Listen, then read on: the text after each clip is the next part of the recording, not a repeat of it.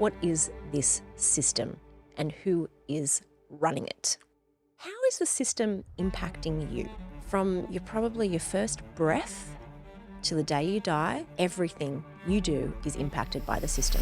People talk about the matrix, people talk about private members associations, all different things when it comes to the system. From what I have come to realize, the system is just the most radical and rebellious thing that you could do to exit the system is not eat its food because it's poisoning you. That's why I'm obsessed with health, because that is how they control us. What is this system and who is running it? Welcome, Wisdom Keepers, Soul Tribe, and New Earth Leaders to Soul Temple, your haven for self-discovery and growth. I'm Blythe Langford, and I am your guide to finding yourself and your true purpose. Together, let's shift from feeling stuck and misaligned to living a life of purpose and prosperity. This is a juicy one for me, so I invite you into this space of what is the system? People talk about the matrix, people talk about private members associations, people talk about all different things when it comes to the system. So from what I have come to realize over my 15, 17 years in deep diving into the system and every single rabbit hole is quite simply put, the system is just a business. It is a private members association that is global. It is the oldest business that is super successful.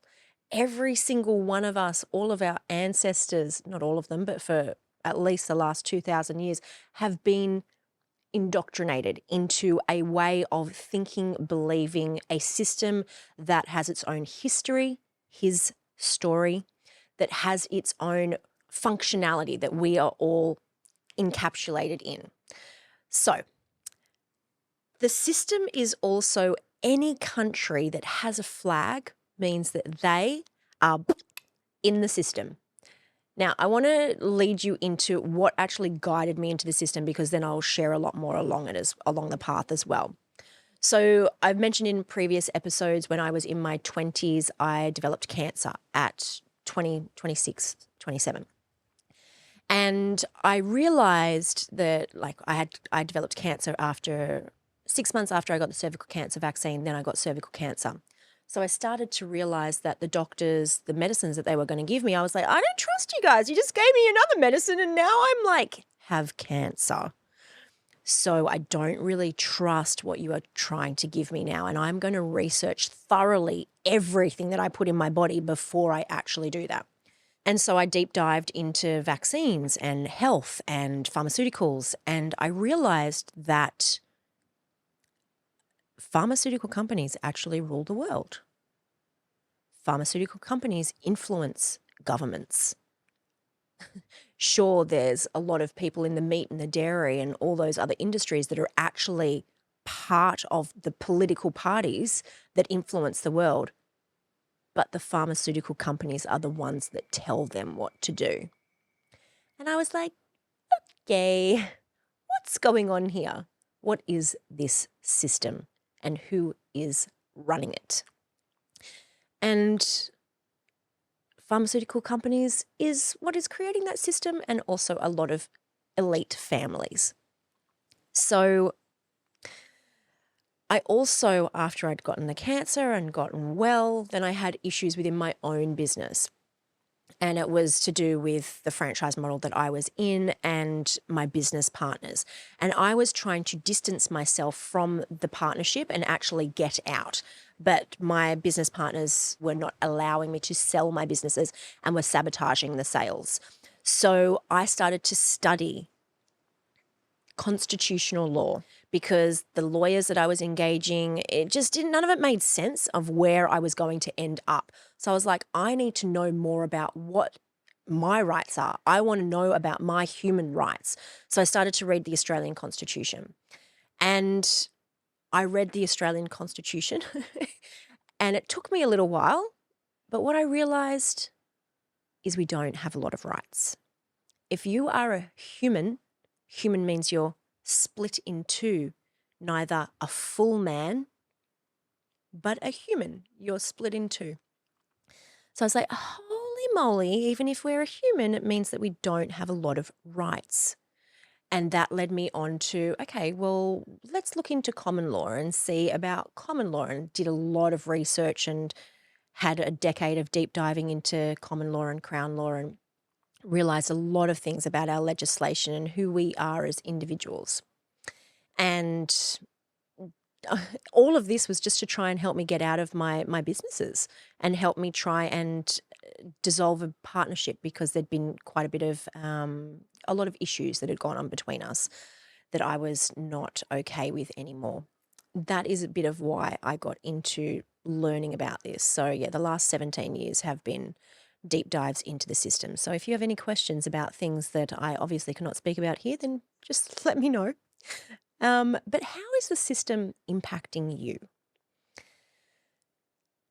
Well, from probably your first breath till the day you die, everything you do is impacted by the system. So let me tell you about a natural birth. A natural birth is somewhere in a beautiful location like this. There's probably only the mother, the father of the unborn baby, a doula, a midwife, potentially a doctor if you want to have a doctor, but you can just have a doula and a midwife, and the baby is birthed into a safe space. The mother doesn't generally need to have any drugs or anything like that, because she's comfortable in the environment that she's in, and the baby feels safe to be birthed. In the hospital, there's bright lights, there's people in white suits that look like aliens, right? There is the mother being stressed, and the doctor has taken away her power and telling her how she is going to birth, rather than listening to her and asking her questions about what feels right and good for her. It's all about the timing. When's it coming out? When's it coming out? Oh, it's not coming out. We're just going to force it out, And our first breath, if we were born into a hospital, means that our first breath was impacted by the system, because we were forced to breathe.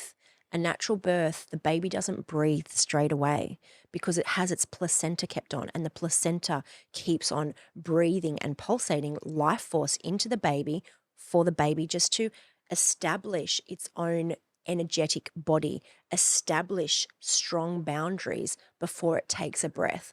Whilst it's being its first experience on earth, it needs to experience its own energetic boundaries and become strong in itself before it takes its first breath on earth.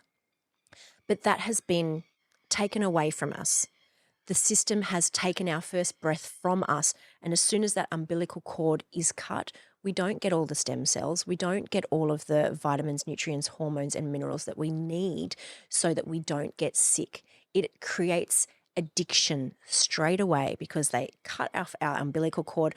We breathe in full terror and trauma, and our nervous system is then wired, completely wired for fear, terror, and trauma, and we are easily malleable, manipulated, so that we can do whatever the system wants us to, because it is such a strong business. It literally impacts us from the moment we take our first breath until our last breath of life as well.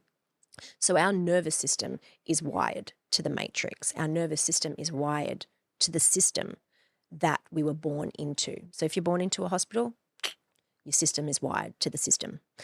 I'm sorry to tell you that, but that is the truth. And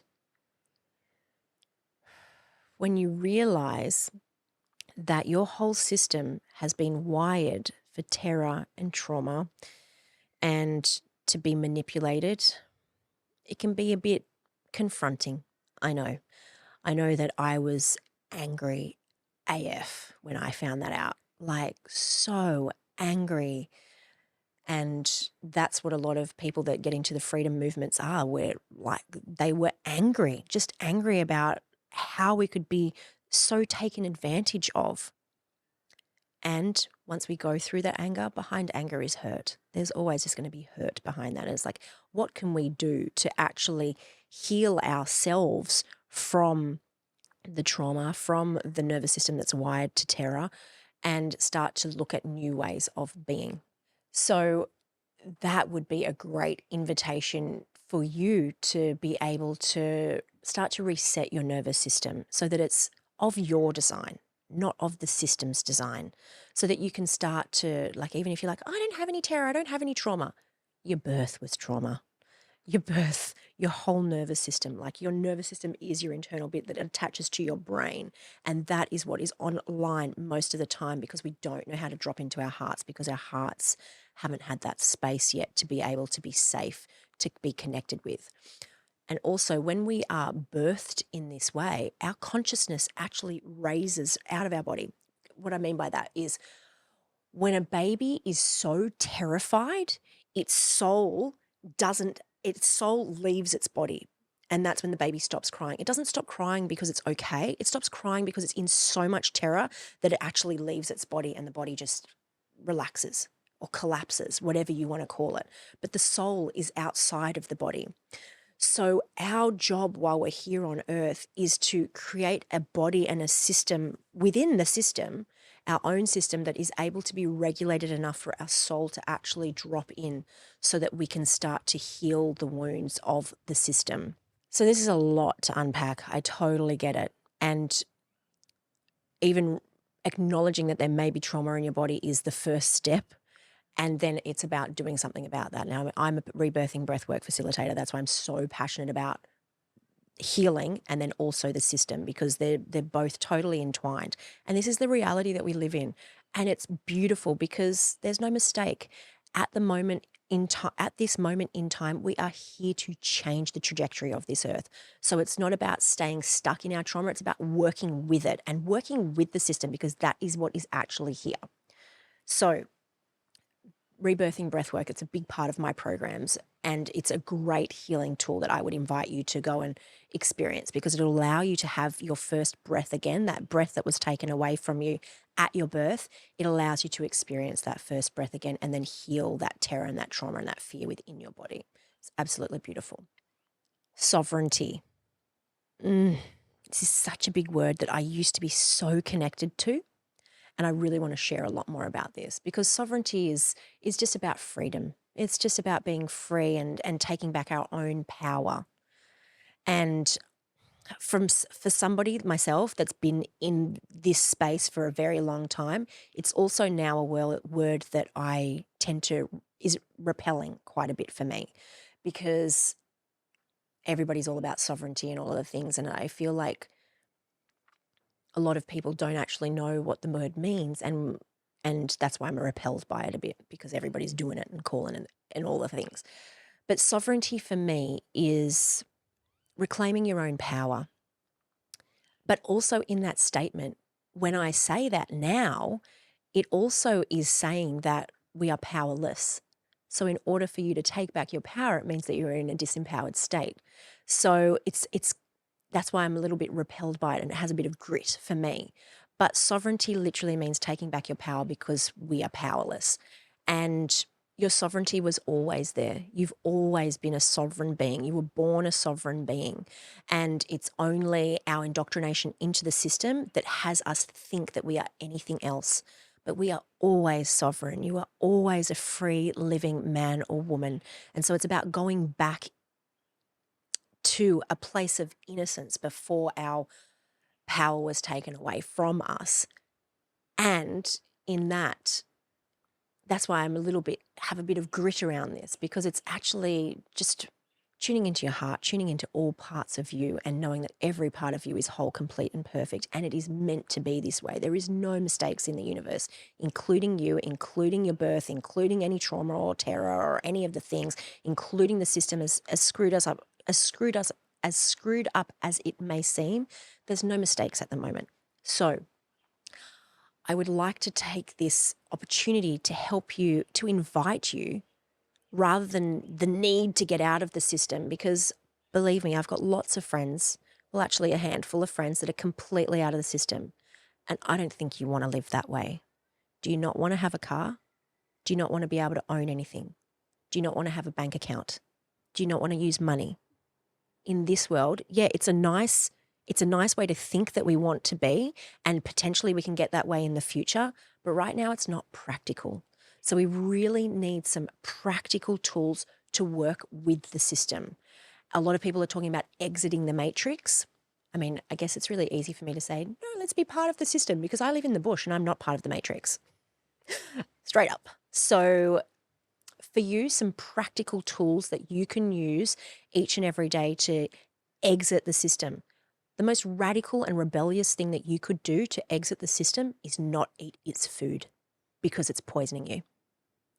The most practical, easy thing that you could do to exit the system is realize that the food is the poison. The pharmaceutical companies make normal food because they change the food. And that food and those changes in that food means that your body is not of the highest frequency possible. And it means that your mind is easily manipulated. So the most rebellious thing that you can do at the moment is look after your health. That's why I'm obsessed with health, because that is how they control us. If you look after your health like a next level ninja, then you will be outside of the system and you will be able to see the system and how it works to the point where you can actually see how it's controlling your mind, because there is a internal dialogue that we have been infiltrated with. And once you start to eat really healthy and meditate and get into nature, those three things, eat really healthy, meditate, get into nature, it will literally transform your life and you'll be able to see the internal dialogue that is of the matrix. Compassion is also another really practical tool that you can use in your each and every day, because when we are heated and fighting the system, what we're actually doing is becoming, according to legislation, is we are being adolescent. We are not maturing. We are staying in this realm where we don't actually ever evolve. And they want us to be belligerent. Belligerent is a finable offense. So you want to be compassionate. You want to have an energetic frequency where you are not allowing the system to control your emotions. Because once you can start to see where your triggers are and see where you want to rage out, just remember that behind all anger and rage is hurt.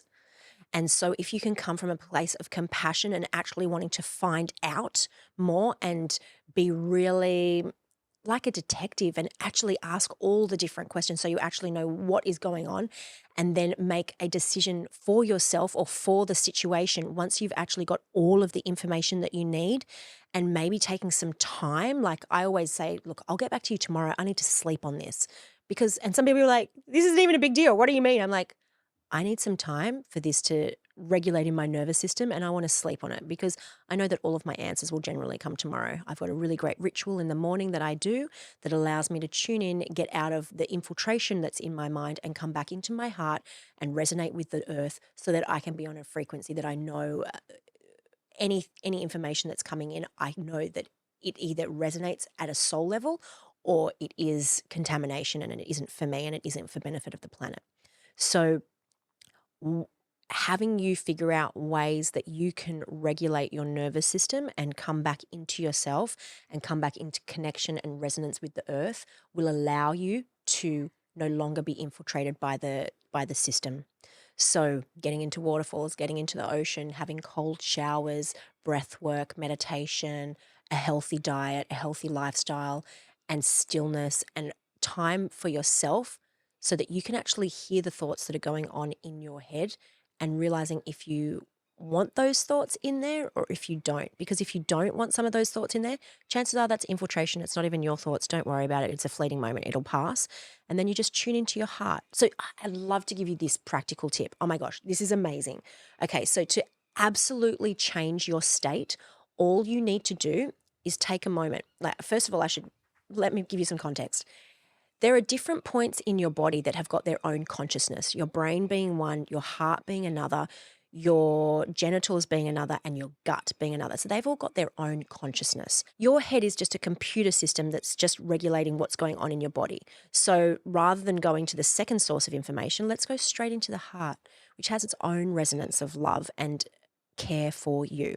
Or you can go into your gut, your grounded level, whatever it is that resonates mostly for you. it's best just to tune straight into your heart, because your heart has its own frequency, its own resonance that is pure love, right? It is the consciousness of all in stored right in your chest. So a great practical way that you could actually really tune back into what you want and what's right and ready and real for you is just put your hand over your heart. And if you take some really slow exhalations, because your inhalation will be I want your inhalation to be shorter than your exhalation. Long exhalations allows you to get out of your nervous system and into your parasympathetic nervous system, which is your calming nervous system. So it allows you to really tune into your heart. And if you have conscious thought of a nice feeling, of beautiful feelings of gratitude for something else, whatever it is that you love, then what you're actually doing is you're getting onto your heart resonance. And being in this heart resonance actually allows you to change the complete physiology of your body. Getting in, just doing those things, simple things. So attuning to your heart, say, my heart, please relax. I love you. Thank you. You're amazing. Thank you for this moment. Thank you, spirit. Thank you, universe, source, whatever it is, Buddha, Allah, whatever it is that you believe in, flowers, whatever, right? Thank you so much for this moment. And just taking some really slow, long exhales. Those three things will change your life and literally change the physiology in your body for the next 6 hours. So if you were to do that 3 times a day, then you're actually taking back your power, because that's the whole day, right? So 12, 18. Maybe do it 4 times a day, and then that's the 24 hours, right? So do that throughout the day, and just going into that state of grace, that state of presence, will allow you to just dissolve any infiltration by the matrix. So I invite you to do that, and I really invite you to do that, because it'll completely change your world. And just also knowing that your heart, you can just ask it a question. Just say, my heart, and the question. And your heart is your divine connection to source, your higher self. So it will give you more answers. If you asking questions and you're getting a paradox of multiple answers, then that's your brain. It's not your heart. Your heart doesn't give you a paradox. Your heart doesn't give you polarities. Your heart will give you one simple answer. So that would be the best way that you can attune to your heart. Whilst you're doing this, when it's a new practice, your brain can play amazing tricks with you to think that you're off track or you're not doing it right or anything like that. And the monkey mind can come in. When that happens, breathe slower. Your exhales need to be slower. And also you're training the little cowboy in your brain. Like, I just think when I first got into meditation, it was like I had a wild horse and I was like a horse rider, and I needed a lasso just to rein it in all the time, like just rein it in, because it can get wild in your mind. And that's how the Matrix has designed it to be. So it may take a few times, it may take a week, it may take a month for you to fully tune into your heart, or it may take 1 second. Each day will be completely different. Your heart has its own resonance that is so strong that can actually penetrate faster than the speed of light. So attune to your heart and it will change your life. And when the monkey mind comes in, it's okay. That means that you're winning. You're doing it. And the system is just trying to fight you.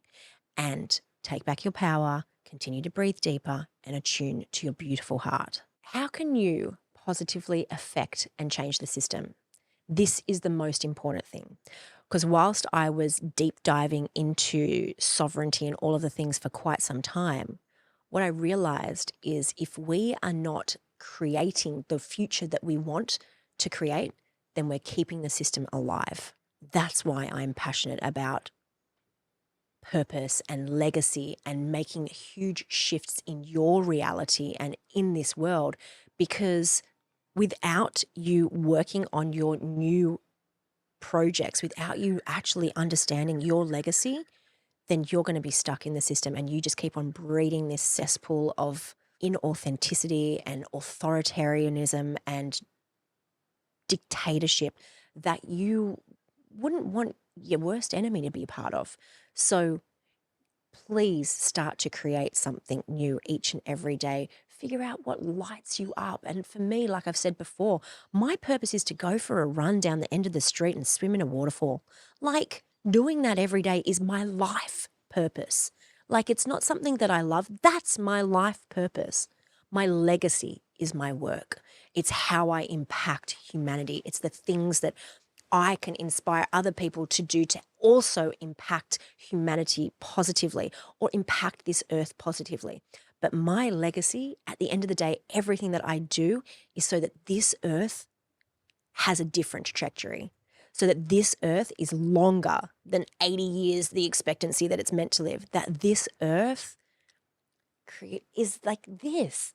Like that in the city, there's like trees everywhere and fruit trees growing around. You can just walk down your city street and pick an apple or pick an orange. You know that food's free, that organic, beautiful food is free, and that our water sources are clean and pure so that people have got something to drink in the future that's free. We don't need to bottle everything, that the water is clean everywhere. So I invite you and I encourage you to think about the thing that you wish you could change the most on this earth. Like, what do you hate about the system so much? Like some people, it's human trafficking or sex trafficking, or it's about people being disempowered, or it's about preventing suicide, or it's about men's health or women's wombs, or stopping the family systems breaking down. What is it that you're so passionate about that you want to positively affect in this world? And you be the cancer that eats it away. You be the thing that changes it so beautifully, because cancer isn't a bad thing. Don't worry. It's actually something that creates such dramatic shifts and change in our world. And you get to be that in the system. So the reason that a lot of us don't actually move forward is because we're playing so small. We're actually scared of our full big potential and how much we could impact things. So play big. Allow yourself to be the positive change that completely fucks the system. So if you're all about freedom and you're a leader and you're about sovereignty, then I want to call you out. How are you positively impacting the world? What changes do you need to make in your each and everyday life so that you live with integrity, so that your life is a reflection of the world that you want to create? And don't bypass the little things. Make everything count. Be obsessed with the future that you want to create. I know I am, and that's how I live each and every day. And you can be like, Blythe, oh my gosh, it's so hard. No, it's not. It's so hard to think that our future is going to be lost because of our inability to have integrity. So have integrity. Be obsessed about your future. Be obsessed about this planet, humanity, about those things that really matter to you. Be obsessed. Don't allow your convenience to purchase things that are supporting the system when you could easily figure out another way. You can easily figure out another way. It might not be convenient, but it's easy. So choose easy over convenient, and choose this planet and the future that you want over comfort. Like, that's just weak. Choose strength over comfort. Now, if this was inspiring for you and you want to figure out ways that you can actually make a bigger difference, or you want to know more about your legacy and you want to find out about your purpose, but you have no idea where to look, reach out. This is my life. This is what I do. Maybe you could come here to one of our retreats. They're pretty epic. Thank you for joining me on Soul Temple. If this episode spoke to your soul, I would love your support with a 5-star review on Apple Podcasts and Spotify. And do not forget to subscribe on your favorite platform. But don't let your journey end here. Connect with me and my like-minded community of souls at Blythe Langford on all social platforms. I really look forward to diving deeper with you on your journey.